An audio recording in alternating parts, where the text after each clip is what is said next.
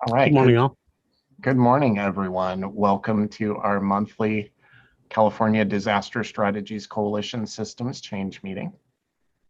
I am Russell Rawlings. I am the statewide community organizer here at California Foundation for Independent Living Centers. And I'm joined by June. June, would you like to do a quick intro? Hi, I'm June Coase. I'm based here in LA, and I help Russell, and we work together on these strategy meetings and the topic calls happening on the second and third Thursday of the month. Thanks. And I'd also like to pass it over for a brief moment or two to our assistant here, Shayna, who is helping us with some tech work here and just some general housekeeping rules. The captions are available on stream text at the link that is provided. You may raise your hand for any questions, and we'd ask that you please keep yourself on mute whenever you are not speaking, just to kind of cut down on some of the background noise that may be around you and your environment. So thank you for that. This meeting is being recorded. It is also being streamed live to YouTube. And while we want to keep all of you here with us, of course, in conversation, we'll share the YouTube link momentarily in chat. And that is another way to connect with this conversation. Also a reminder that this conversation, the systems change meeting, is the fourth Thursday of the month, and every second Monday of the month there is a California Disaster Strategies Coalition topic meeting, and those meetings are facilitated by June and other presenters from around the state and the country on a variety of disaster related topics that impact the disability community. There is the link that again has the link to a live stream on YouTube. Of course, we invite you to share that with your networks or people that you think might be interested in joining our conversation in the future, or would like to look at past recordings as well. That link will be a living link for this meeting going forward. So thank you all. I'd like to, since we've got kind of a little bit of a small group today, I'd love to get some quick maybe introductions, hear where you're from, what kind of work you might be engaged in, and just quick introductions. Let's start with Victor.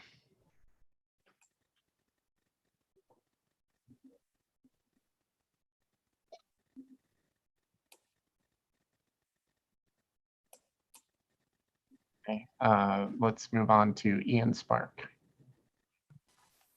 Hi, good morning. My name is Ian Spark. I work with the Independent Living Center of Kern County. I am a special projects provider, so I vary in my job description, but I do PSPS, Public Safety Power Shutoffs, and I work with the CARES Act. So thank you for having me. Thanks, Ian. Your volume's a little bit low.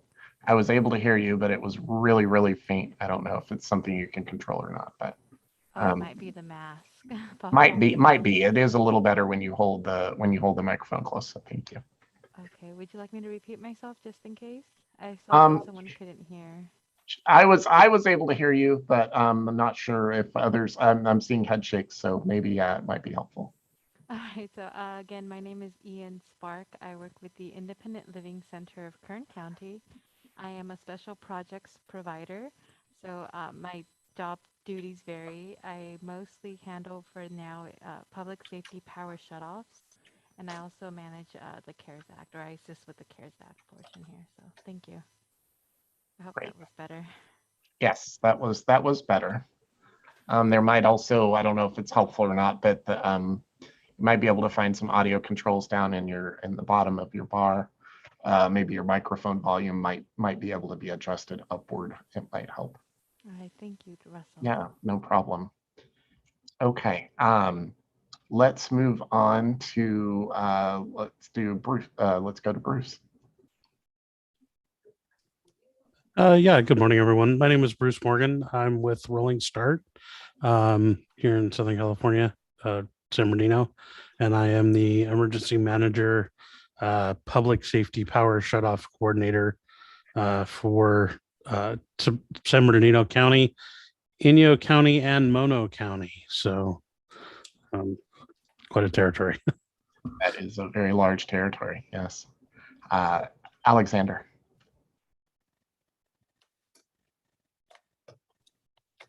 I'm Alexander Enders. I'm in Missoula, Montana, but I have a strong history with California, and I'm appreciative that you let me sit in on these calls. Thank you. Yeah, thank you, Alexandra. And Alexander Singh. Yeah, hi, my name's Alex. I work for Center for Independent Living in Berkeley.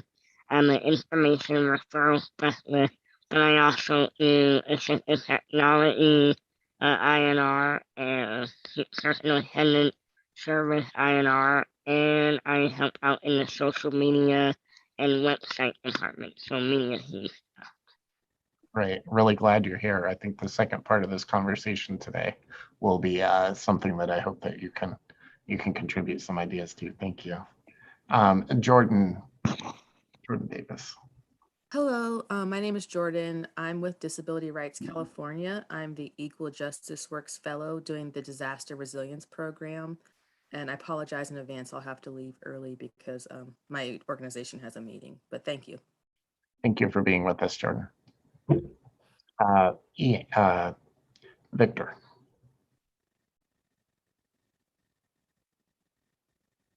Oh, sorry. Let's go to Marquise. Good morning. My name is Marcus. I work for Skill. It's a service center for independent life, and we're in Claremont, California. And I'm the emergency management coordinator at Skill. Hello.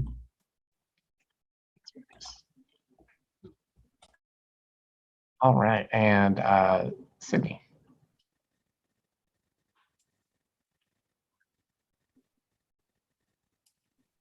Good morning. So I am Sydney, or Sid Pickern, and I am the manager of the Disability Disaster Access and Resources Program. And I'm really pleased to see everyone here today.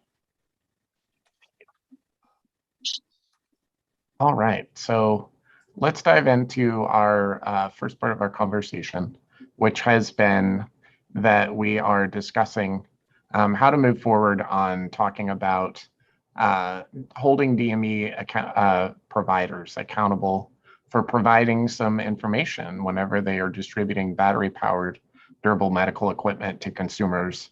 And you know, we know that our community is only as educated as they are informed.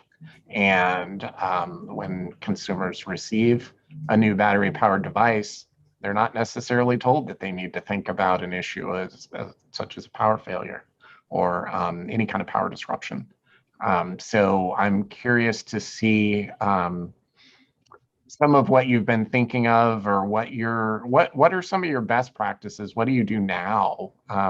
Obviously, I know that many of you provide backup batteries, but what are some other kind of general good practices? What would it look like to offer a single sheet of paper, for example, to folks? What would you put on that one piece of paper? And also, what kind of relationships might you already have with some of your durable medical providers? Is this already happening?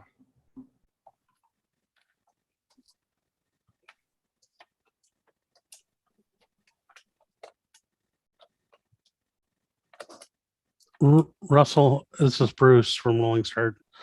I think I'm not following what you're asking as far as what do we ask our providers? No, what kind of conversation? I was curious to see if any of you have relationships with durable medical equipment providers already.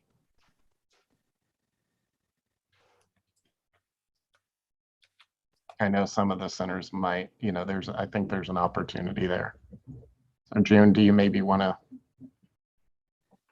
Sure. I think another element of the question is for your experience directly in receiving equipment or the reports that you've received from the people you work with in receiving equipment. For example, when I received or bought a new scooters, I never get any information about what to do as an alternative way to charge the batteries when the power is out for quite a while. And when I've been at equipment shows like Disability Expos or other shows, and I go up to the exhibit booth and I ask the representative of the company the question, they often look at me cross-eyed like, what? And they don't know. Like, so I go, well, can I use my car? What would I do? And it's just disturbing to me that they have no clue. Does that help, Russell? That actually does. I mean, it's actually, that is one place I think that we could actually start these conversations actually strategically, as at the Ability Expo and some other expos that happen, right? I think if we were actually to show up organized to those spaces and have a conversation and say, you know, this is and Bruce's idea of helping them develop a disaster plan. I mean, that is such a key part of the beginning of the conversation, right? Is helping a consumer know that they need a plan and that the plan needs to include the piece of equipment that they may have just received for the first time, or they might be very familiar with it, right? But either way, that it needs to be a part of that plan. And go ahead, Gina. Just to add, I mean, I see it as paper or written text to back up what they tell me, but like when prior calls, I've listened to Bruce and others say, well, you know, think about getting a converter that you're going to attach to your battery and then to your scooter, and just be careful. And I'm thinking, no. Talk to me like I'm a third grader, because I don't have the background. So tell me exactly, what does that thing look like? How much does it cost? How would I use it exactly?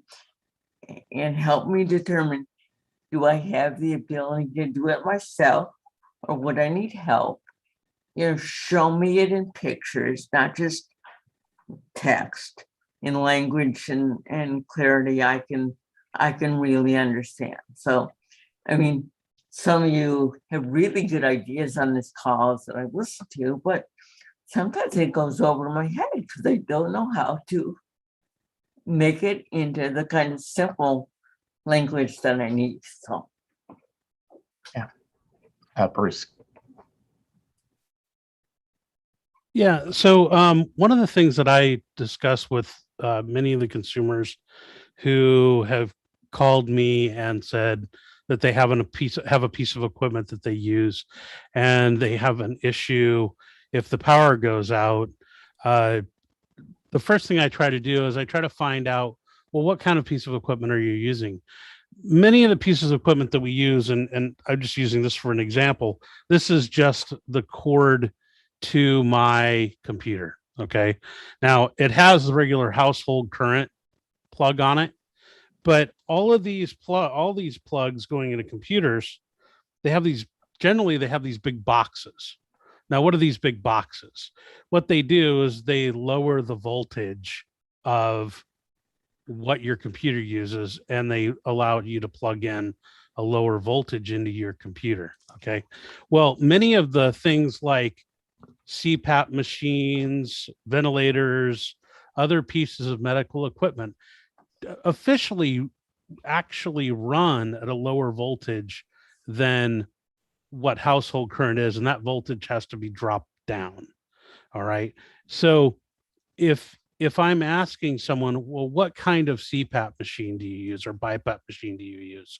Many of the providers out there actually sell adapters to where you can plug those into like a cigarette lighter in a car or a thing that looks like a cigarette lighter, although nobody has those in their cars anymore, but the little adapters, and they really only run off of 12 volts. So that if you absolutely had to, you could plug your CPAP machine into your car and sleep in your car, or run a cord. Or you could just, buy, so like the adapter for my personal CPAP machine was only $19.95 from the manufacturer. I just had to get online, and it actually had it in the owner's manual that they made this adapter, but it doesn't come with the adapter. And so if you contact the manufacturer, many of the manufacturers for these devices have 12-volt adapters, and you just have to ask. And so that's one of the first things I do is I look at the actual equipment and say, okay, is there a 12-volt adapter that we could get for this, which would make that, just an extra help if there was a power outage. Bruce, just to ask you some very elementary questions. So this adapter would go into the HOO, which used to be I have a 98 car, so I don't even know if they exist anymore. But it would go into the cigarette lighter hole. Yes. And that's 12 volt? 12 volts, yes. And that could, and then the other part would go into it would look something like plug to the scooter. Yeah. Okay, and that would be a way to charge it slowly. Mm-hmm. And most likely the scooter that you have is going to be 12 volts anyway. So a regular car charger would probably work with it. You just have to get the adapter. So talk to your manufacturers. Wait. So I'm just trying to play like, well, I'm not playing, I'm being me. Okay. Sure. So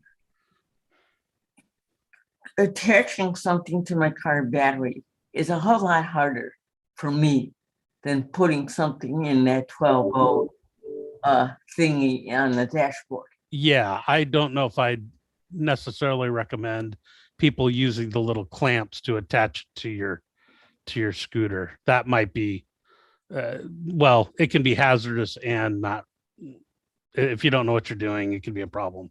But many of the manufacturers actually sell a 12 volt cord that you could actually use the car accessory plug, which looks like the old cigarette lighter plug, to charge things like a power chair or run things like a CPAP machine or something else.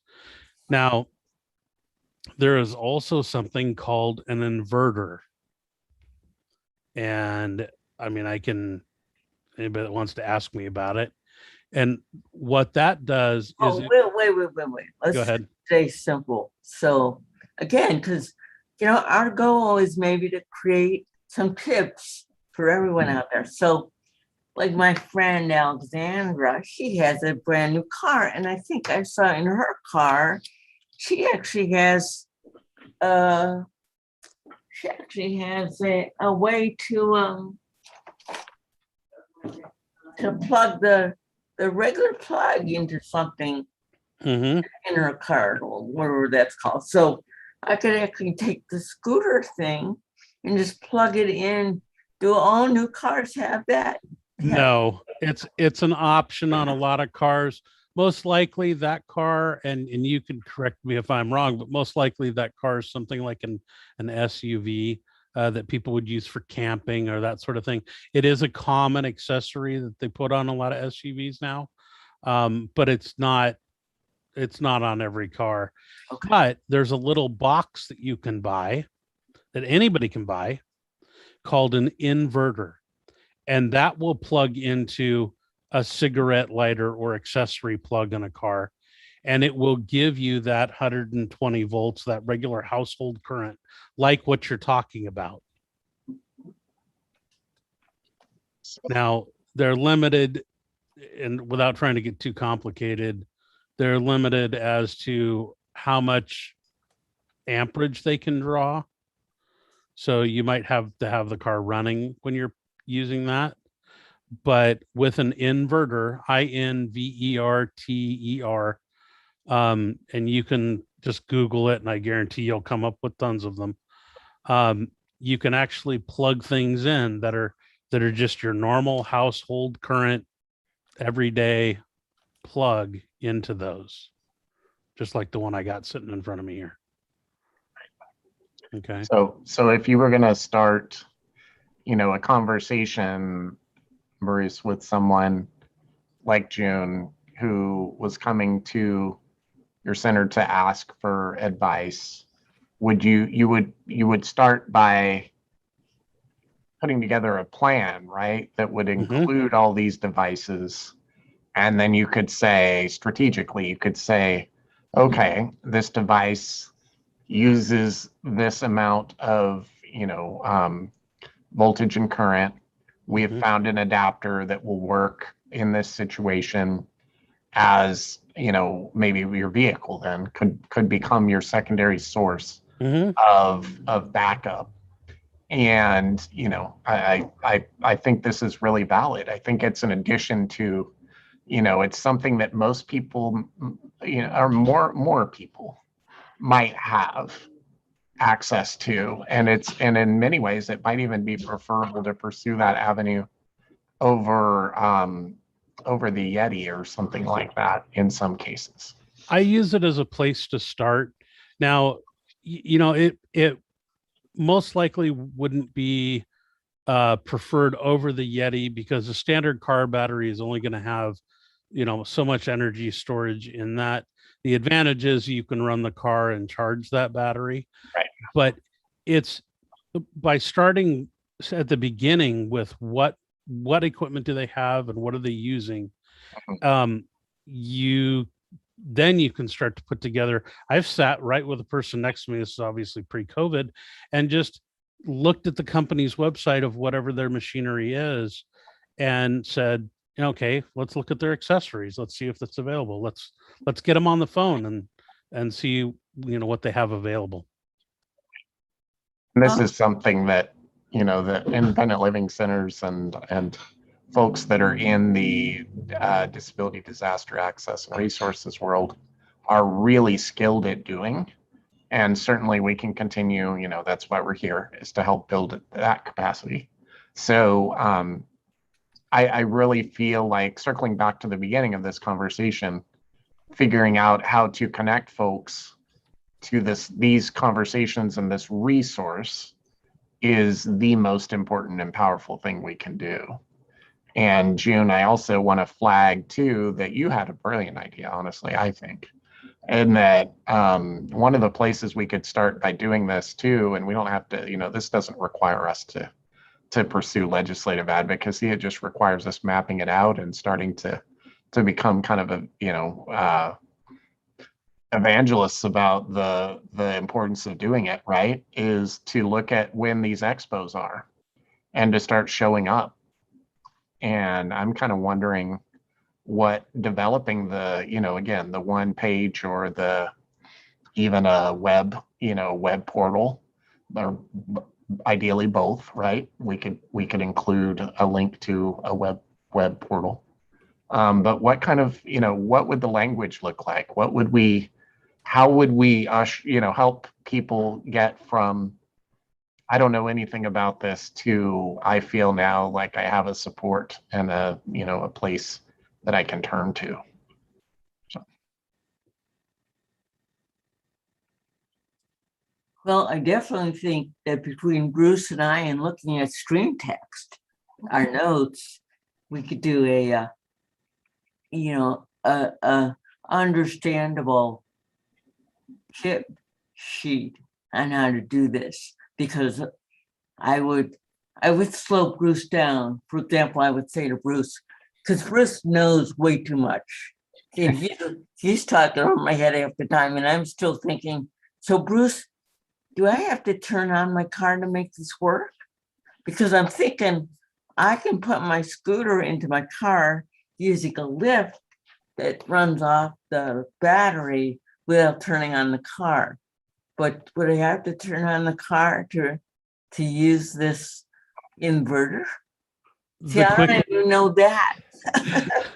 the quick and easy answer to that is it depends on the car. Yeah, I know. So sometimes those accessory plugs are active when the car is not on. Sometimes they're not.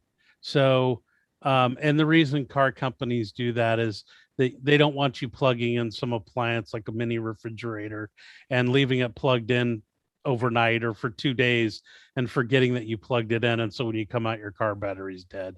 Right. So you might just have to have the key on and it would still work, but then it would really, really work well when you actually have the car on, because not only is it supplying power to that plug, but it's also charging the battery that's supplying power to that plug. Okay, so even things, I mean, just to be very basic.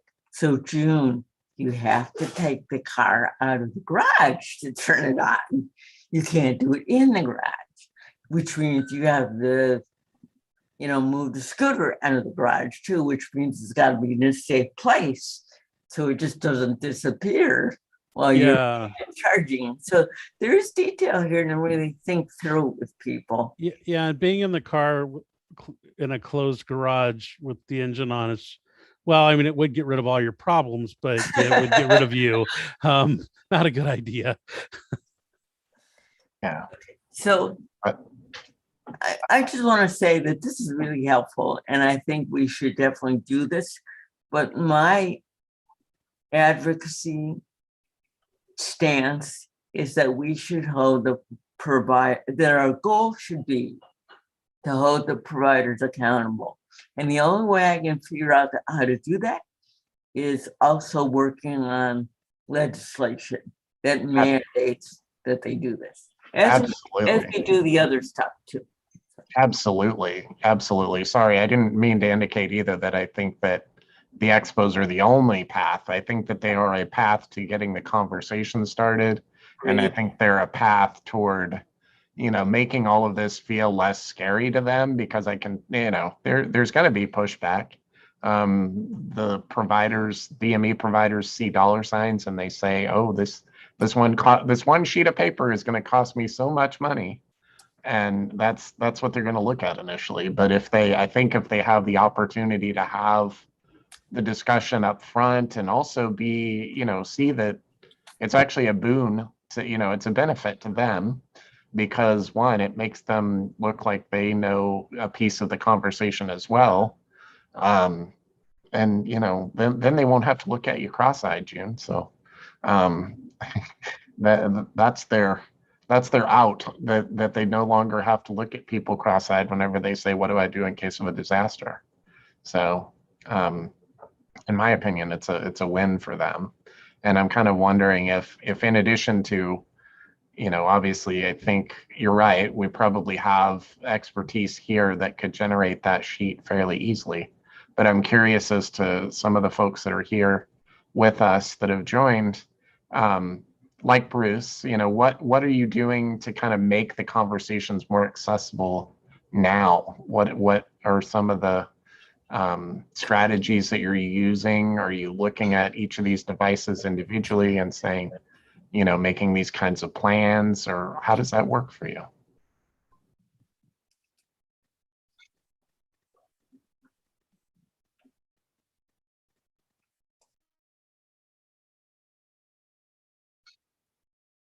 Also, have you been capturing some experience from this? Like, when you have those conversations, have you been kind of like taking note of like, this is, because I think that will help us win, right? Is showing that these were things that maybe the person was not knowledgeable about ahead of time.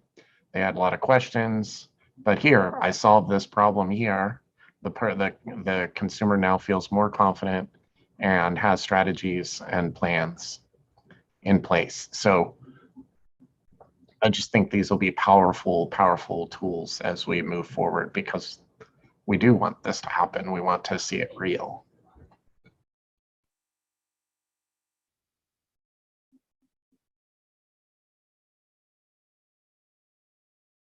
And I apologize in advance because you know, some of you all may have a lot more knowledge than I do. I am not as knowledgeable about some of the reporting and the things that you may already be tracking in these, you know, in this regard. Maybe it's just simply taking some of the stuff that you've already collected for other reporting and having it available for us.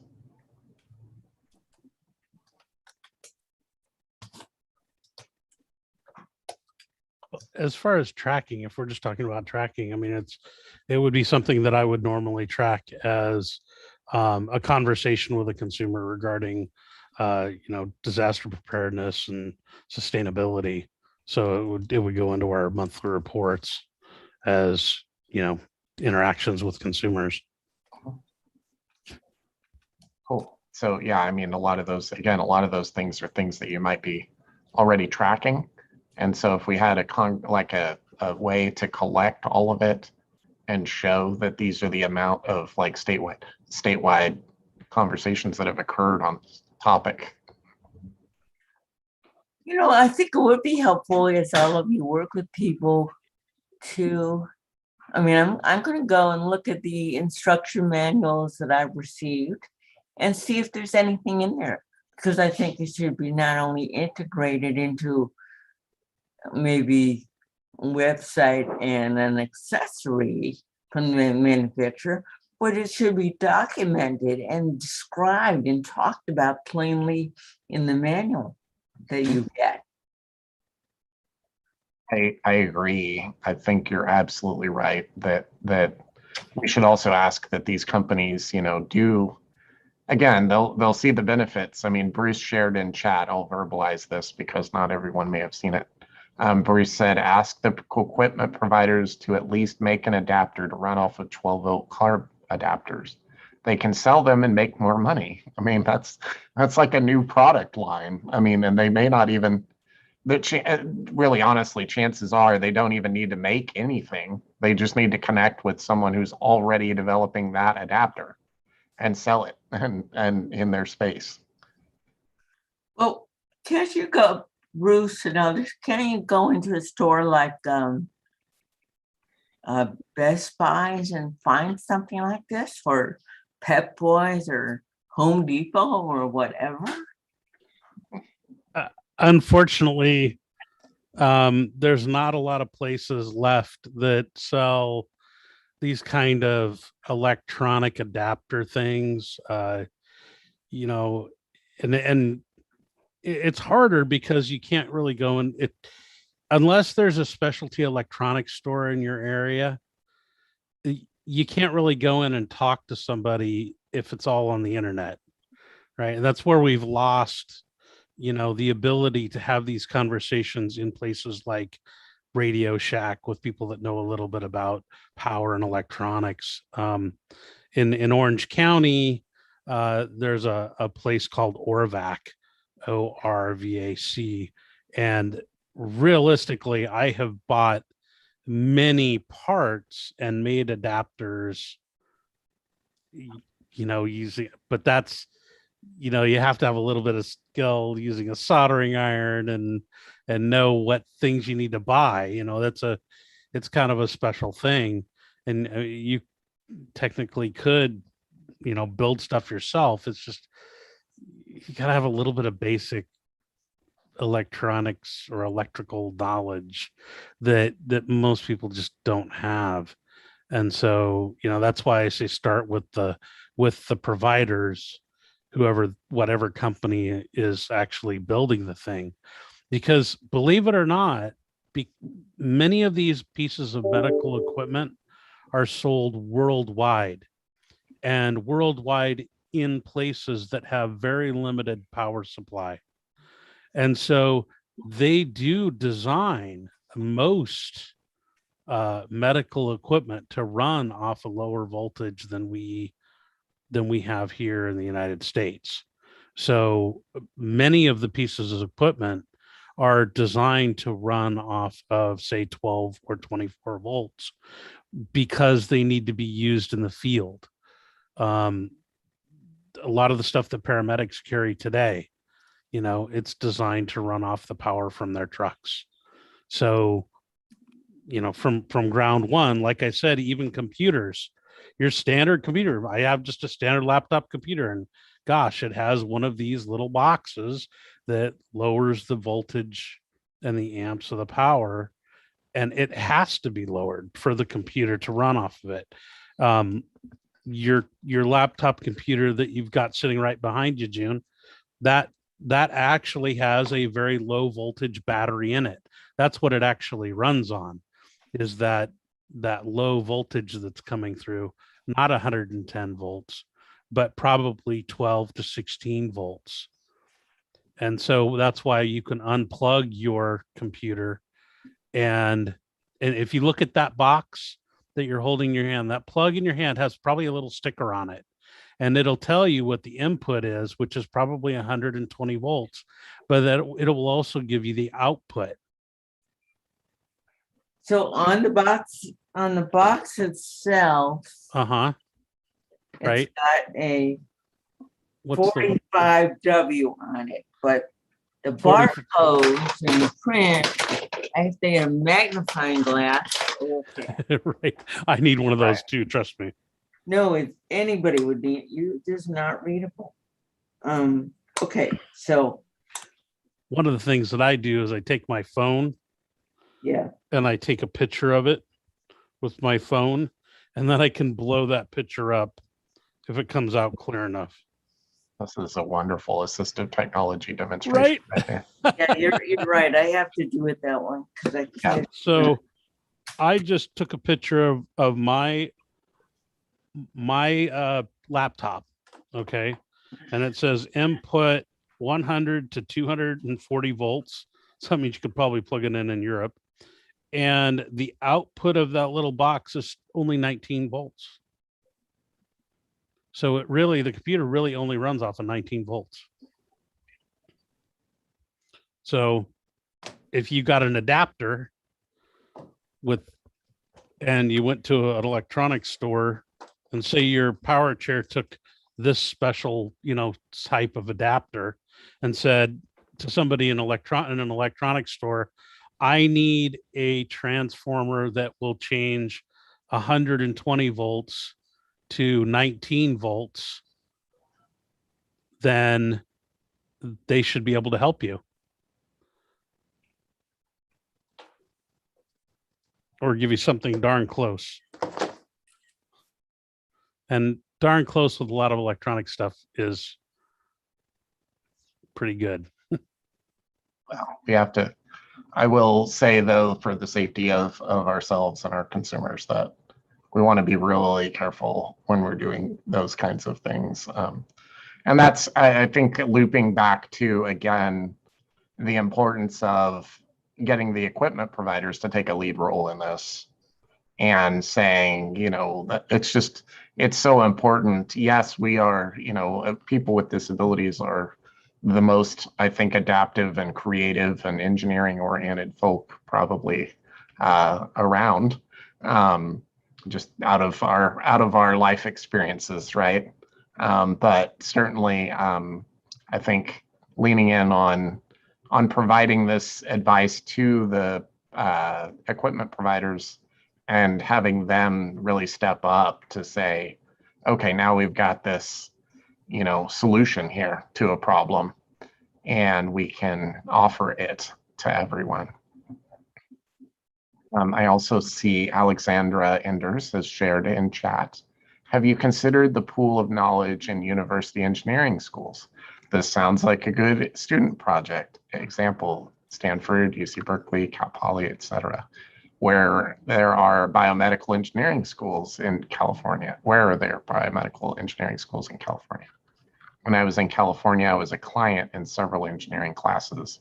They came up with interesting solutions to projects and had mostly AT design. I think the National Science Foundation still has a project which pays colleges for student design projects and then documents the results. It would be interesting to talk to whomever is running that at National Science Foundation. That is a tremendous, that's a very systems change oriented approach to this. And I like that. I think that's an area that we can That's a point of action that I think is actionable as well out of this meeting, is finding those folks and bringing them into spaces like this, really, honestly, in coalition with us, and having the big discussions about how can we start with the educators. A lot of solutions come from education and STEM upward. So it's really valuable input. Thank you, Alexandra.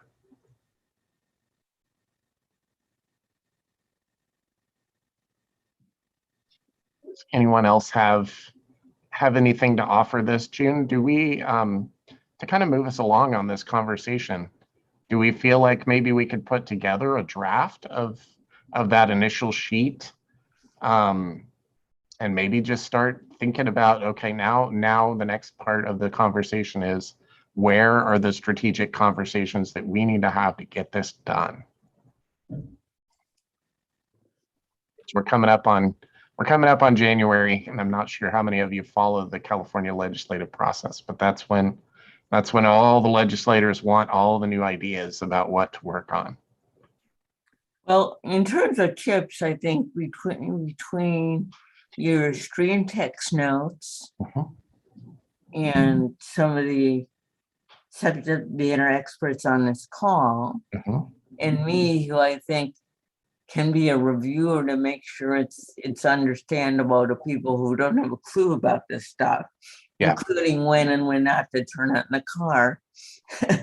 I think, you have what you need to do something rather than nothing, as we hold the manufacturers more accountable through continuing to nag them at Disability Expo shows, and also to starting the long legislative, effort. Yeah, I'm also a big fan of strategic nagging. Maybe the nagging should become more strategic and more organized, in the sense of, we're the Disability Disaster Strategies Coalition. We're a point of resource. We don't need to be scary. We're not trying to ambush you. We'd love to, be in conversation with you about this. And oh, by the way, did you know that we are offering you a free way to make lots of money with adapters? So that's, I think, maybe a way to get in the door on some of this stuff. And I do have the opportunity to interview some of these manufacturers working in collaboration with United Spinal. So I welcome all of you to send me questions that you'd like to see integrated into those interviews on this topic with a few of them. Yeah, thanks. I saw some thumbs up and some reactions, so thank you. I also maybe want to think about, how do we strategically, maybe in our Disability Disaster and Access and Resources program, find a way to help our network understand that this is a project that we want to see moved forward in a systems change strategy. So one of the things we know is going to be important in this is developing people who can speak to the problem, and speak to, legislators and other decision makers about the importance of this. So, I know June and Bruce are technical subject matter experts, but without, I think, some of the on the ground experience stories, it'll be really challenging to show that there's a need. So I'm curious, from our end, in the universe of disability disaster access resources, is there something that we can already kind of pull together to show, there's this many? I know that there's the number of batteries we've distributed for one, but what about other ways that we could maybe capture the need of folks that are experiencing power failure, or even ways to know, how do we find out how many folks have battery powered durable medical equipment? What kind of points of data can we look for to find some of that? This is Sydney, Bruce. I mean, Russell, and I mean, that's, we have some of the data, right? Our program, serves as many consumers as we can at this point. And so, and I think, right now we have around 1,700 applications for the year, right? And so those applications, of course, come with most of the time information about the types of devices or assistive technology that folks need, how long they use those devices and assistive technology, and some other information as well. And so I think, and then of course, from that information, depending on what their needs are, then we can, make recommendations in terms of what types of resources we may have available. So whether that's a battery or whatever else it is. And of course, everyone's eligible for this kind of personal preparedness planning. And so I think certainly we have some of that information.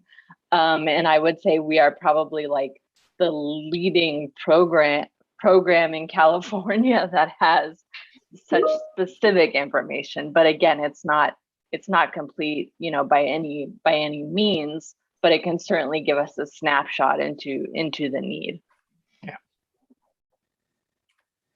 I also think if we look at, we had, I think, Alexander, were you going to speak up?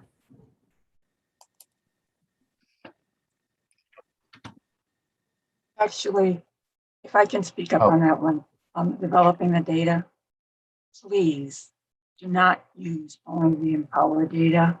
I would love to see CFILC get money to do enough surveying in the CILs to be able to definitively say what percentage of the overall need is captured in the Empower data. Because Empower is only people on Medicare and is a very, very limited selection of equipment which needs power. I mean, if you could say it's like, fine, there's that number in this zip code or county or jurisdiction from the Empower database, but according to this survey that's been done, that may only represent 30% or whatever the percentage is. But, CFILC, to be able to get that survey done and get paid to do it would be, a very interesting partnership. But somebody's got to challenge this Empower data because it's so limited and is used as the kind of bar for everything else. So I would highly encourage that as a systems change issue. And there must be some place within, I don't know, some of this emergency money to get money to do a systematic survey. This is Sydney, and I just want to say, that's a very valid point. And I think, it's always been sort of CFILC's position and some of our sister organizations' positions that, it really needs to be, the data really needs to be coming from a number of places, right? And so there's definitely different types of data collection going on, not just within our DDAR program, and of course the program that you mentioned at the federal level, the Empower program, and then also, we know local IHSS at the county levels, right? They're supposed to be gathering some of this data too when they're doing their initial sort of intakes with consumers. And so there's definitely a number of places where data should be pulled together, but there currently is not a vehicle that is mandating that sort of compilation. And so up until this point, I do think moving forward, it is going to be difficult, but I do think that, with the data that we have access to, we will be able to, hopefully paint at least, a portion of the picture.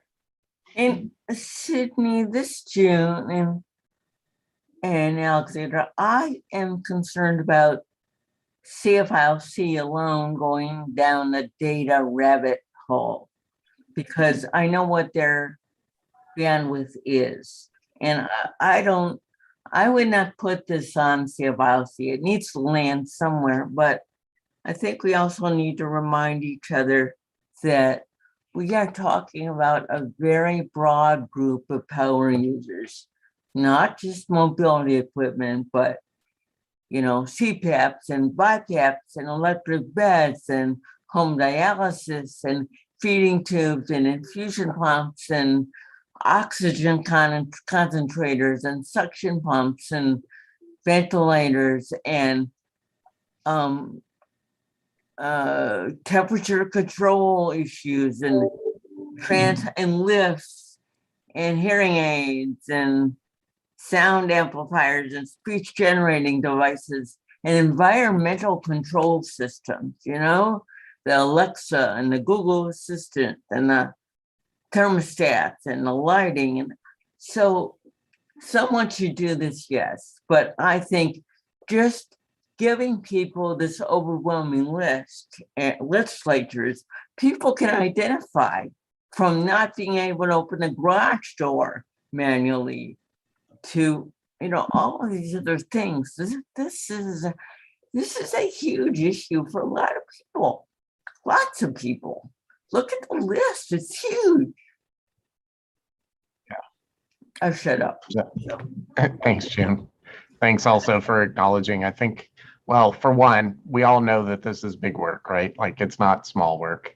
Thank you to Sydney. You've really identified, I think, a lot of places that we know already exist where there is data. So in that regard, it's not terribly hard actually to get that data, I think. In fact, CFILC would probably easily and happily collect that data that already exists, right? Like that's not super hard work.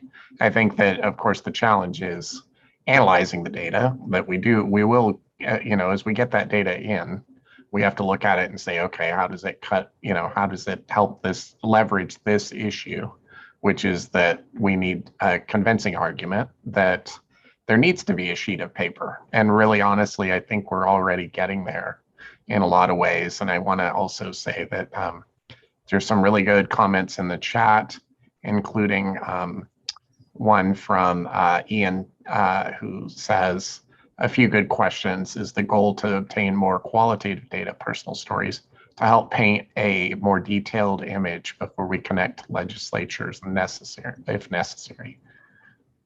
I think that it'll always be important to do that work because we want to have the personal stories ready for whenever, because we all know that getting a piece of legislation introduced is only step one.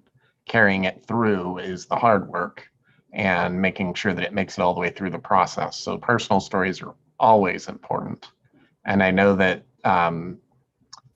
the Disability Disaster Access and Readiness team has already put together some surveys. So we have some of that already, and June's done a lot of personal story work already. So it might be necessary, but it's always a good idea to, I think, keep collecting those in the spaces in which you're in. Surveys sound like a great idea, hoping it includes personal statements, stories of what MacGyvering has been done or needs to be done to manage during any disaster. And then part two of this is, have there been any connections made with Eric Harris, the California Director of Public Policy at Disability Rights California? Short answer to that is yes, absolutely. In fact, we've already brought up that there are some disaster-related legislation that we are interested in bringing to them this year. So that's, again, why I think this conversation is really important at this moment in time. So that's definitely one that we have, a connection that we have. And Jordan was here with us briefly earlier, and I know that Jordan probably would have also spoken up as to maybe how this is a priority over at DRC as well. So thank you for that.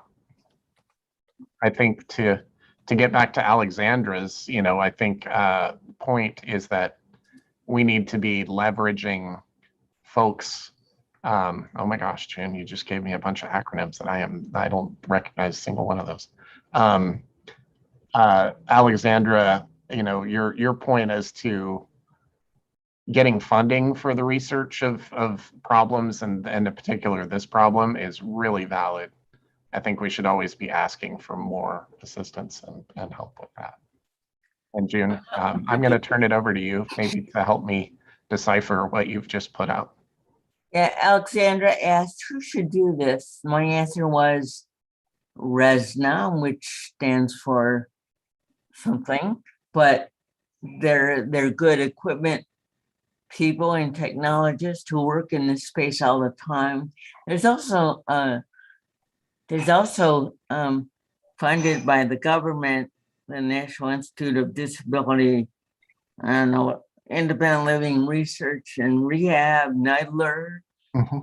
They fund rehab engineering and research centers, RERCs, and they fund our RTCs, which are rehab and research training centers, which also are tasked with doing research. So these are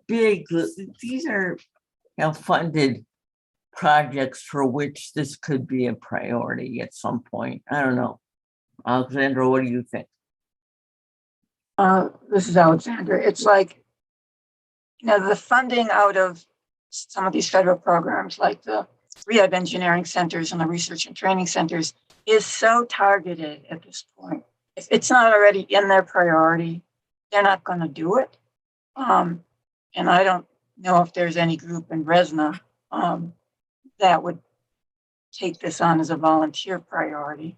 And with the laundry list you were providing, June, it's like, this is an issue that's going to have to cross over several different individual tracks. It's like, the mobility people and the communication people don't often work together on projects. The fact that power unites them all seems to have escaped people. So the Voice from California Disaster Coalition, saying that this needs to cut across existing platforms and to create partnerships. I would think it's the kind of thing that would need to get done by somebody, maybe a foundation, who's into supporting collaborative problem solving and bridging some of these narrow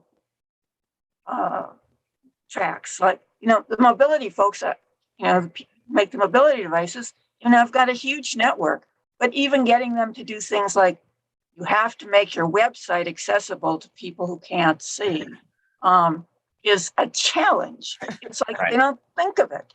And it's like, this is an issue that cuts across them all. So I think the kind of leadership from the community is going to be important. And I think it's going to be hard to push this one as a civil rights issue. But if you come up with a mechanism to do that, that would be great. And something that will overcome the pushback you're going to get about, Health and Human Services, Aspirin, Medicare, they do the Empower database, and that's all we need to know. It's like, no, it's not all we need to know. It's like, and the CILs are so good at doing things that are across pretty entrenched lines. I think the voice and the needs to come from you. And California is so big and so organized, it's just, and keeps losing its power. I think this could be monumentally partnership building. Yeah, so I think part two of our conversation maybe, and apologize. I think that the second part of the conversation that I was originally envisioning about an app, but we can hold that I think, because we're on good steam here. So maybe we can kind of shift to a minute of brainstorming, like and Alexandra, I would invite everyone to envision this space and this time as a place where we could bring people in to say, how are we going to get this done? What's this coalition look like? How are we going to win this? And I think to do that, there have been an awful lot of good things said very recently, but maybe drilling a little deeper into what are the connections? Who are the actual people that we need to be connected to and with? And I've heard a lot of great ideas.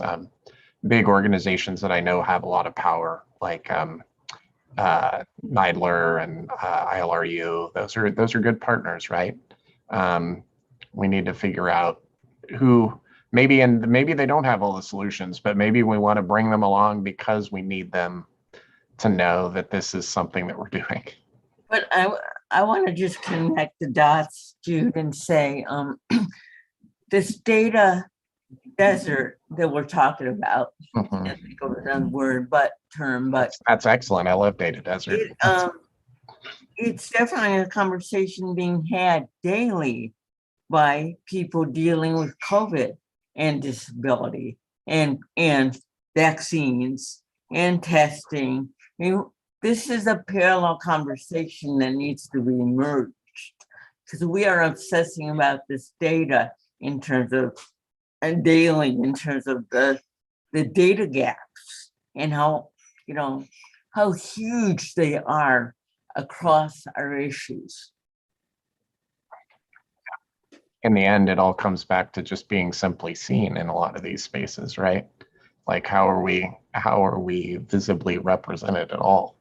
And that's, I think, the thing that as I've come into this role here at CFILC, I've noticed that our biggest problem is we simply are not seen in so many corners. And that is, I think we're getting at the root of the real systemic issue here.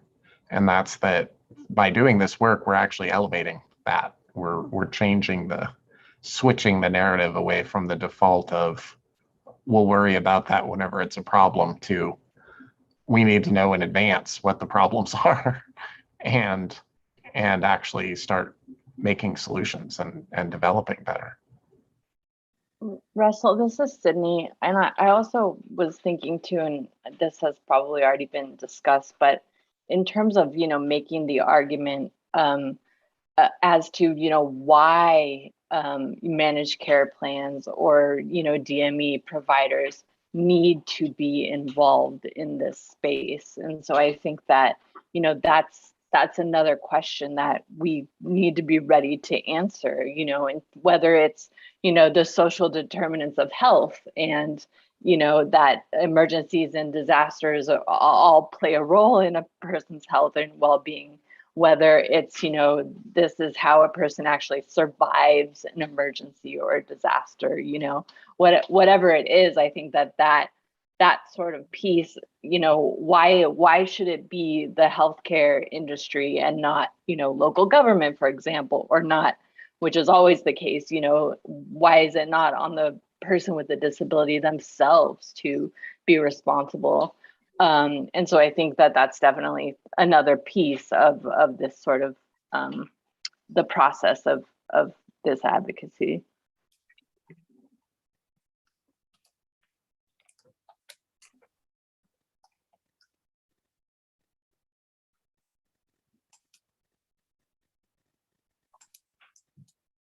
I agree, Sid, and I'm coming out with a big policy paper on this soon in terms of the role of health plans.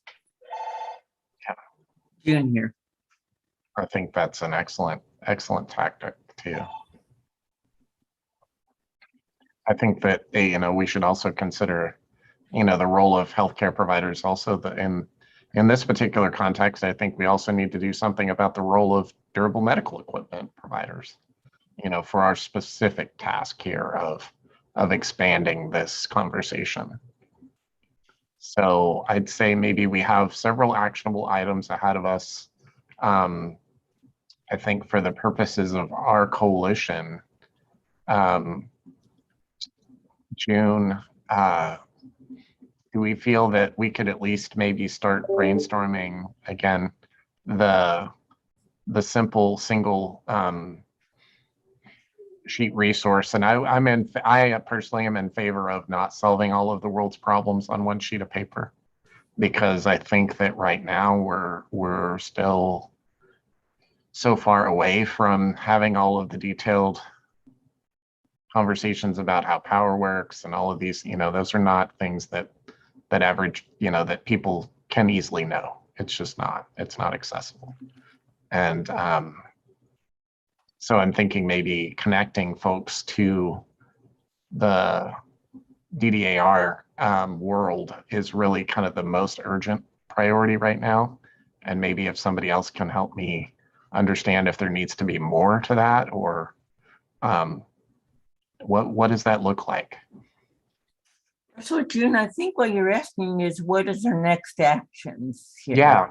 Well, I would hope that maybe our next action would be to get to that. Like, what would that sheet of paper look like, at least Yeah. right now?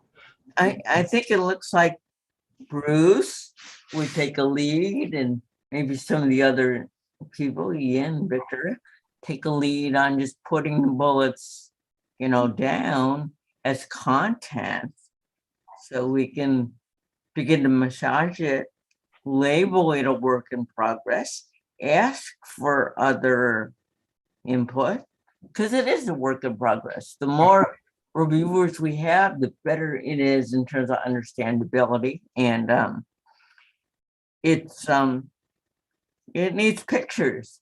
It needs that picture I just took of that little box.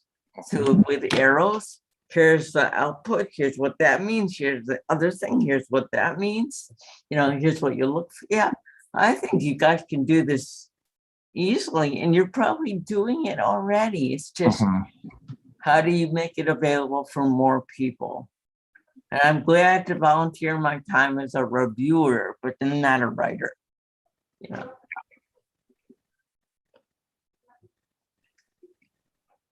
Okay, so I guess, is there someone here that's willing to kind of take lead on maybe being our point of contact for assimilating the ideas on that particular piece?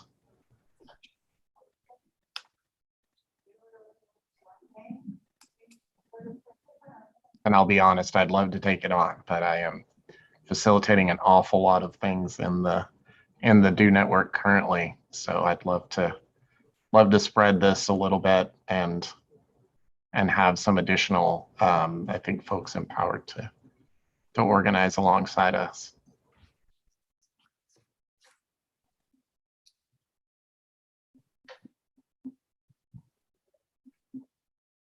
Well, this is Sydney, and I know that Dan, our CFILC's policy person, and I, as well as some other folks, are definitely going to be working on putting something together in terms of when we make a legislative ask, usually that comes in a form of some kind of one pager. So I think that in terms of, and I think this conversation and other conversations we've had at CFILC will help inform that. But I think obviously there are some folks on this call that I would certainly want to reach out to and, collaborate with to make sure that we definitely get that grassroots support as well.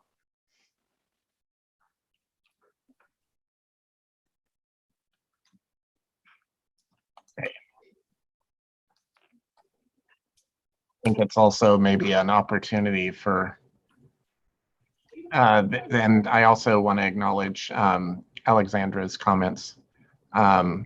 She adds that Engineers Without Borders might be able to provide volunteers to help. Is there any way to link this with access board work? And this needs to be more than one sheet of paper. Note there are some liabilities involved here, which should not be overlooked. Absolutely. And that's also, I think, why the sheet of paper is the tool that gets people in the door on the conversation and then points them directly to additional conversation pieces, which would be hopefully maybe a web resource and also a physical resource of connecting to and connecting with the DDAR centers, the DDARCs around the state.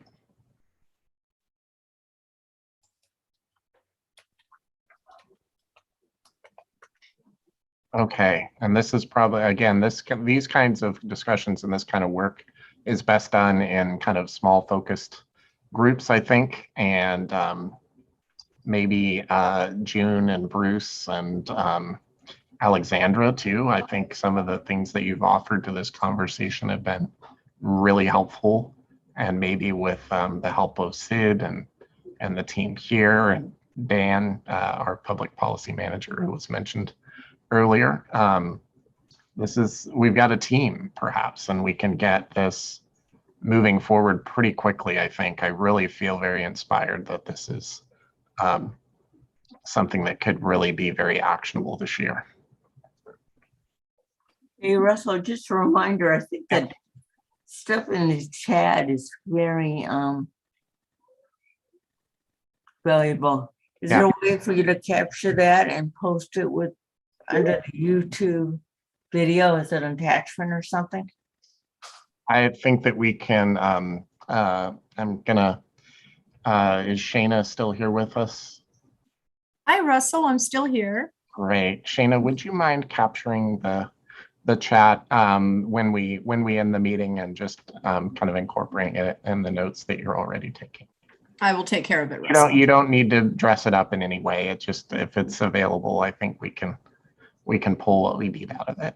I will keep it simple. Cool. Yeah, and I think to attach it to the YouTube video is important for other people to reference it. Yes, I agree. I think actually dropping once we're able to figure out where we're hosting that putting it in the YouTube video would be very useful as well. Thanks, Jen.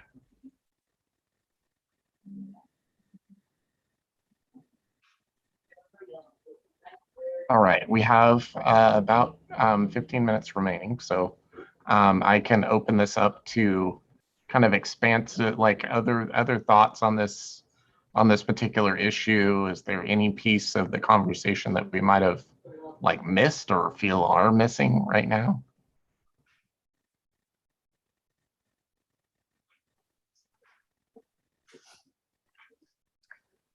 I wanted to go back to stories that, let's see, did Ian recommend that? I think we need more current stories. I saw an episode of 911 TV show the other night that I thought was just so good for public education. There was a major power outage in LA that went on for a long time, days. And 911 got a call from a mother of a son who's a respirator user. And the equipment was flashing that the battery is about to run out of power. And she exhausted all backup and she needed help. And the dispatcher looked at the 911 response calls that they hadn't gotten to already and determined that there was no way they were going to get to this person. So the 911 operator did a Google Earth search of the neighborhood, found somebody who lived 6 or 7 houses away with solar panels on their roof. She called that house and said, "Help, we have a neighbor who needs help." And the woman said, "What are you talking about? I didn't call 911. Where are you calling me?" And 911 dispatcher explained it. Yeah, the neighbor was compelled to act. She got all the neighbors to string an extension cord from her battery backup system 6 houses down to the neighbor. And it was quite a good 5-minute, I think, portrayal of not only power dependency, but mutual aid. And I just loved the 5-minute portrayal. I thought it was excellent. And those are the kind of stories I think we need as well.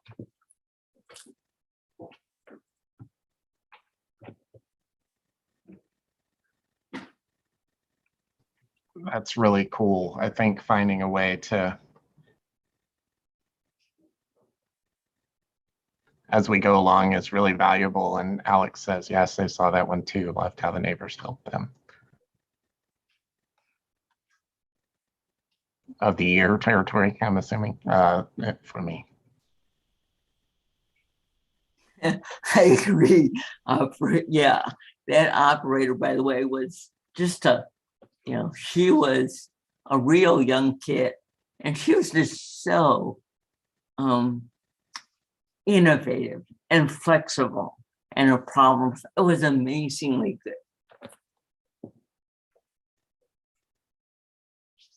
Respond to something that I missed. Where that occurred? Where? There's a TV show on one of the networks called 911. And it's about dispatchers in LA and the related firefighters and their first responders. And so it's on channel 2. Okay, 2. so it's a Fox affiliate, Fox affiliated program, probably. Anyway, yeah, that's great. I think the exciting news for us, it's in California. So I think we might have a powerful story that's already been professionally told, and a good solution, a solution that kind of can happen out of the box, right? But it's not, those things don't happen accidentally. There was the right person in the right time. And we need that to be more intentional and less kind of right person, right place, right time situation. Well said. Well said. Yeah, if we could get that clip, boy, could we make good use of it. Mm-hmm. Yeah.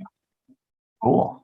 I'm excited. I think we have a lot of really good plans for this year. This is but one of several. So I think that this is the one that I'm looking forward to personally myself, as an opportunity for me to learn more about this work and also grow with all of you.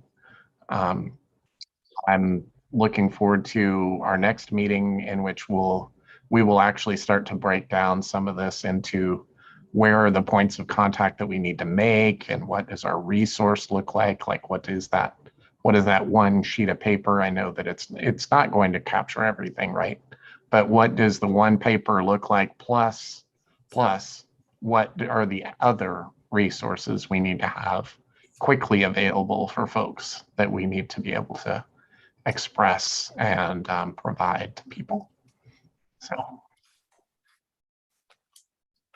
I've also heard just so many exciting crossovers just in general with like assistive technology, and so many opportunities to partner with our other programs here at CFILC. So I think this can be a big win for us this year, and I really feel inspired by it.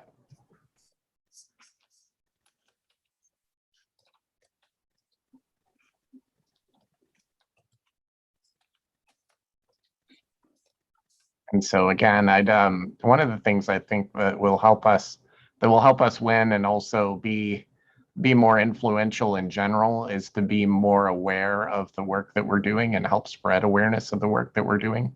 So I'd like to take a moment to invite all of you to share the link for this meeting with people that you thought might find this interesting, or might even be, learn something new from it.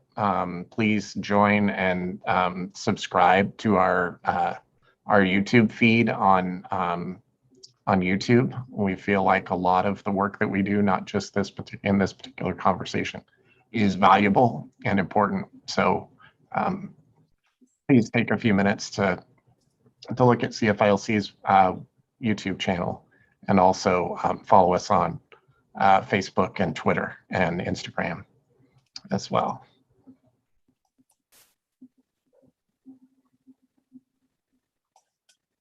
This is Bruce again.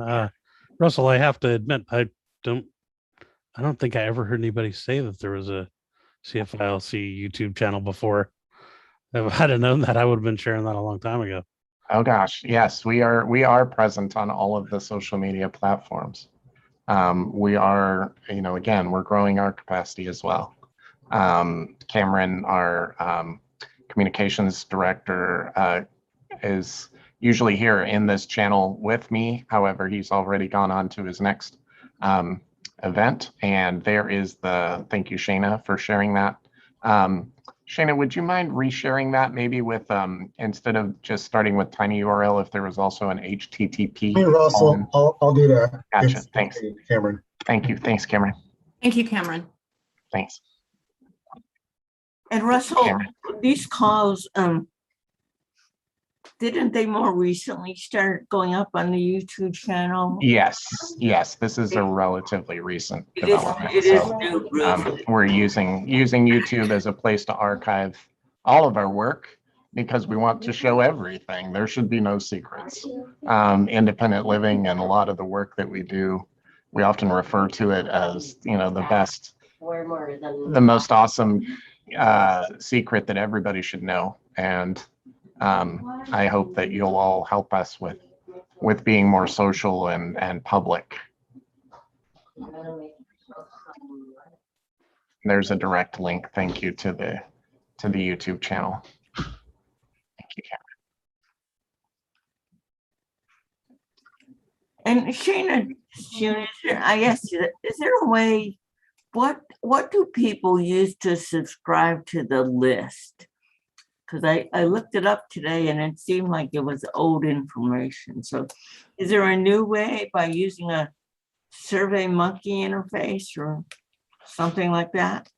Well, June, what I'm aware of is that folks can email us and ask to be subscribed, or we do have a California Disaster Strategies Coalition survey that I believe folks can also offer their email to be subscribed to the list.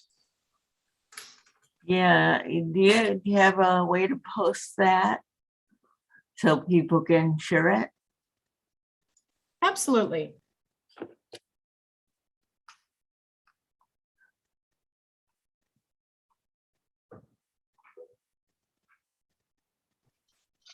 Thanks. All right. Well, I know that we've had a really good conversation today. In terms of, obviously, our next meeting will focus on next steps on this project. And I look forward to getting together with some of the folks that have identified as being willing to work on this with us and being in touch with as many of you as possible to add pieces to this conversation. But does anyone have anything that they would particularly like to see focused on upcoming systems change meetings for the Disability Disaster Coalition? I am all about hearing the wisdom of all of you. Russell, one next action, I like your word intentionality. How do we collect these stories from your vast CFILC resource network?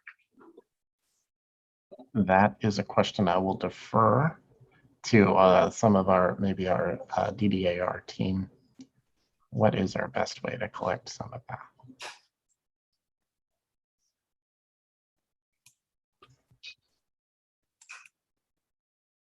And it looks like we might, Sid might have needed to leave, but we still have Lisa with us. Lisa, are you able to, I think specifically around the survey that was generated, correct? No, Ian and others, we talked about legislatively besides data, what legislators tend to really eat up and love are stories. Okay.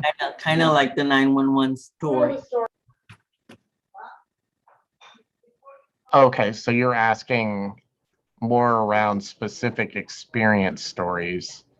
And I'm curious, is that, that's unfortunately, story collection work is very intensive. It requires that a person be directly, and again, I'm not an expert, has some of this work already been done and I'm just not aware of it?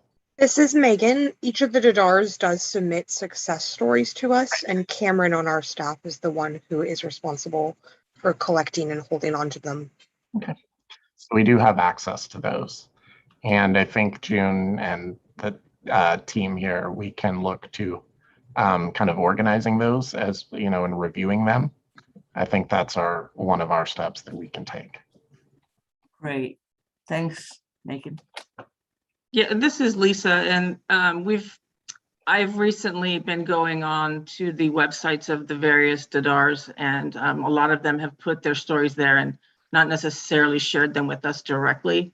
So I'm trying to collect some of those and put them in a document for us to have as well, that we can share out on different, you know, things that we're putting out to the communities, if that helps at all. You know, it really does. And even the ability, Junior, to interview some of them like in a 3-minute, you know, video clip would be great. Yeah, ILR-SCC, the Solano Contra Costa Center has, I think, 14 or 15 video testimonials connected to their website that's through YouTube.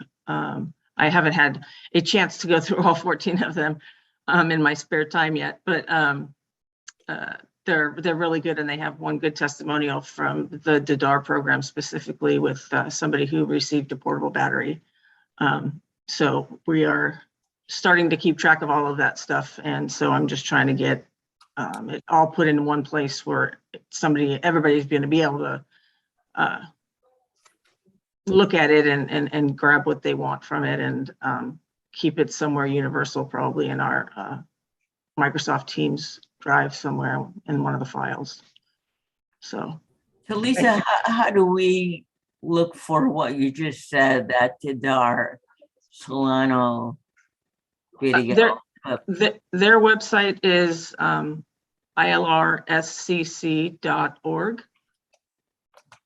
And it was a little bit difficult for me to find initially. So just the way they have their website laid out. I'm looking it up right now. See if I can give you the. So while I think we're going to reach the end of our time very shortly, but okay. I think that this is a good conversation to continue. And certainly we, you know, developing all of these resources, what are the inputs that we have currently that we just need to kind of collect and aggregate is really honestly step one.